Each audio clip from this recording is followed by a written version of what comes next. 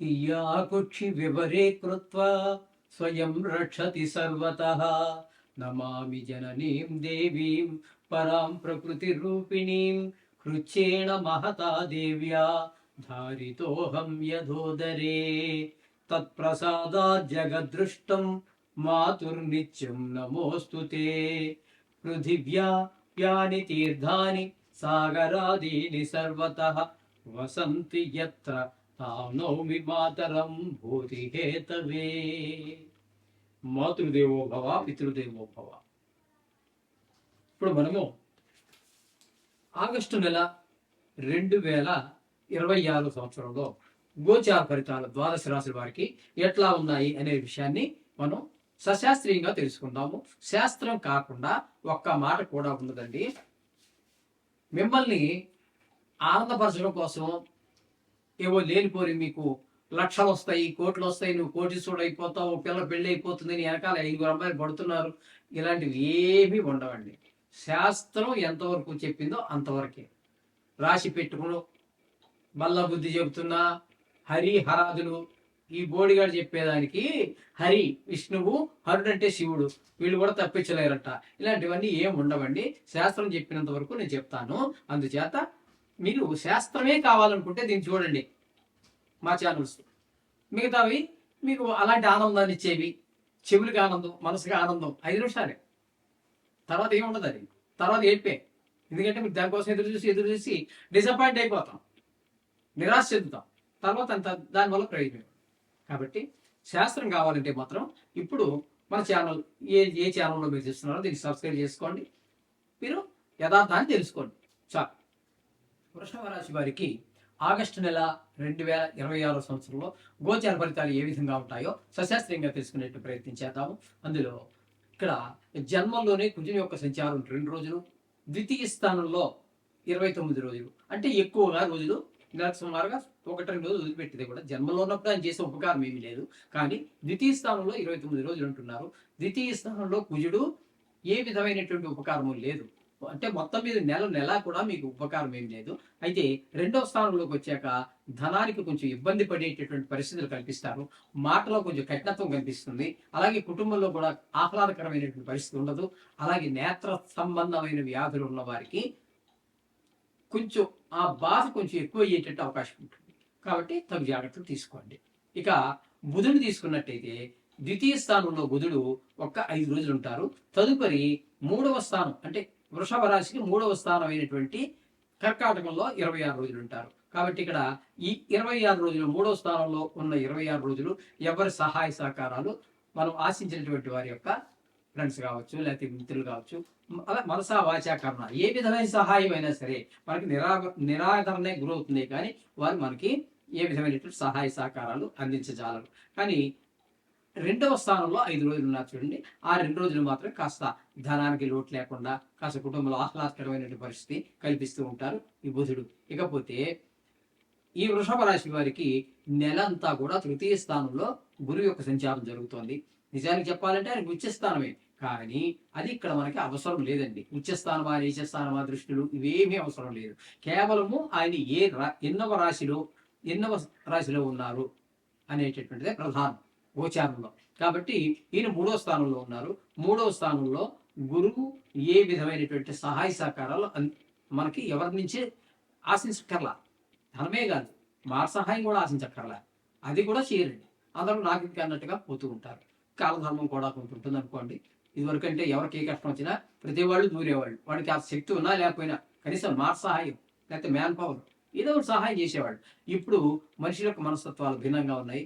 ఈ చేత ఎంత గురువు గారు ఎంత శుభగ్రహం అయినా కూడా ఆయన కూడా 3వ స్థానంలో ఈ విధంగా శుభత్వాలు ఇవ్వజాలరు.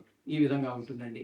ఇకపోతే ఇదే 3వ స్థానంలో రవి యొక్క సంచారం తీసుకున్నట్టయితే 17వ తారీఖు వరకు అంటే ఆగస్టు 17 వరకు ఇక్కడ సంచారం చేస్తున్నారు. తద్వారా 3వ స్థానంలో రవి యొక్క సంచారం ఉపకారం చాలా బాగుంటుంది. అంటే తెలిసిన వారు కావచ్చు, తెలియని వారు కావచ్చు, మీ ఉద్యోగ స్థలంలో, వ్యాపార స్థలంలో, ఇంటి చుట్టుపక్కల వారు ఎవరైనా సరే మీకు ఏ రకమైన సహాయం మీరు ఆశించిన, అంటే అంటే ఆర్థికంగా కావచ్చు, లేదా మ్యాన్ పవర్ కావచ్చు, అంటే మ్యాన్ పవర్ అంటే ఒక మాట సహాయం కావచ్చు, లేదా ఏదో మనసా వాచా కన్నా ఏ రకమైన సహాయం కావాలన్నా కూడా ఈ రవి తృతీయ స్థానంలో ఉన్న 17 రోజులు లభిస్తుంది.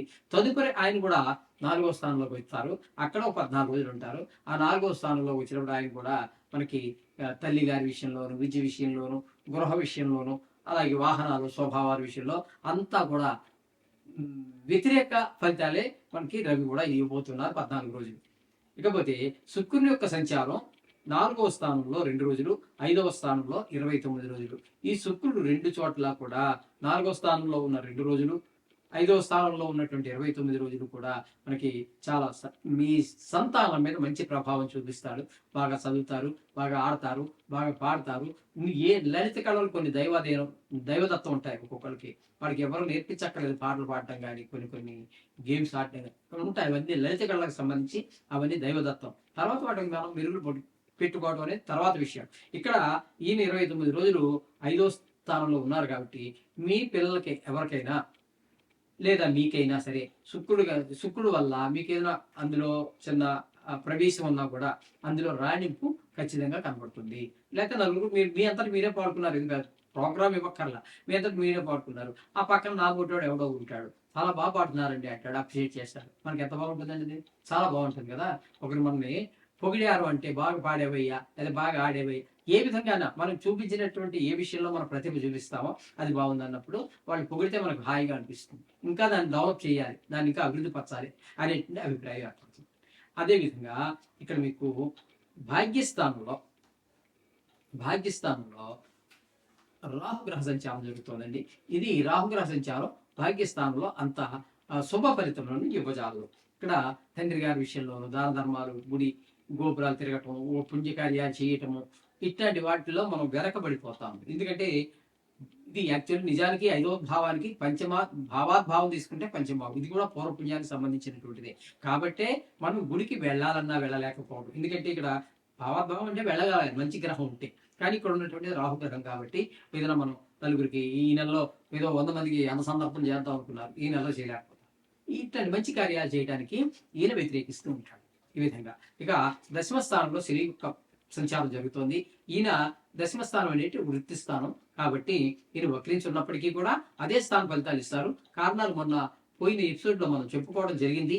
ఆయన వక్రించినా కూడా ఏ రాశిలో ఉన్నారో ఆ రాశి ఫలితాన్ని ఇస్తారు. ఎందుకంటే ఎక్కువ దూరం వెనక్కి వచ్చి మళ్ళీ ఆ రాశి నుంచి రాశి మారలేదు కాబట్టి 20 డిగ్రీల నుంచి మళ్ళీ 13 డిగ్రీకి వస్తున్నారు. అంటే ఆల్రెడీ మీరు అనుభవించినటువంటి ఫలితాలు మళ్ళీ వస్తాయి తప్పితే అంతకంటే ఇదేం లేదు. మొత్తం మీద 11వ స్థానంలో ఉన్నారు కాబట్టి వృషభ రాశి వారికి చక్కటి ఫలితాలు ధన విషయంలో కానివ్వండి, ఆలోచన విషయంలో కానివ్వండి, ఏ విషయంగా చూసినప్పటికీ కూడా చాలా చక్కటి ఫలితాలే శని భగవానుడు ఈ వృషభ రాశి వారికి ఇవ్వబోతూ ఉన్నారు. కాబట్టి కొన్ని గ్రహాలు సహజంగానే, కొన్ని గ్రహాలు ప్రతికూలంగాను, కొన్ని గ్రహాలు అనుకూలంగాను ఉంటాయి. దీంట్లో ఏ మాత్రం కంగారు పడక్కర్లేదు. ఇది మీకే కాదండి, ఎవరికైనా సరే ఓన్లీ 10%, 10% మాత్రమే మీకు 10% మాత్రమే మీకు ఫలితాన్ని ఇస్తూ ఉంటుంది. మిగతాదంతా మరి మీ వ్యక్తిగత జాతకం మీద ఉంటుంది ఆధారపడి. అది కూడా 70% వరకు ఉంటుంది. అది కలిపితే 80% తీసుకోండి. ఇంకా 20% ఉంది. అది బ్రహ్మ తప్పితే మరి ఎప్పుడు చెప్పలేడు. నేను బల్ల గుద్దుతాను, ముక్కు గుద్దుతాను, ఇవేమి నడవండి. ఆ 20 అనేది బ్రహ్మ ఒక్కడే ఏది ఎలా జరుగుతుందో అలా చెప్పగలిగినటువంటి వాడు ఒక్క బ్రహ్మ మాత్రమే అని మనకు శాస్త్రమే చెప్పింది, నేను చెప్పేది కాదు. మీకు ఆ శ్లోకం కావాలంటే కూడా చెప్తాను నేను, ఆ శాస్త్రం కూడా చూపిస్తాను. ఓకే, శుభం పోయారు. మీరు మొత్తంగా నవగ్రహాలను రోజు పూజించండి. సరే, శుభం పోయారు.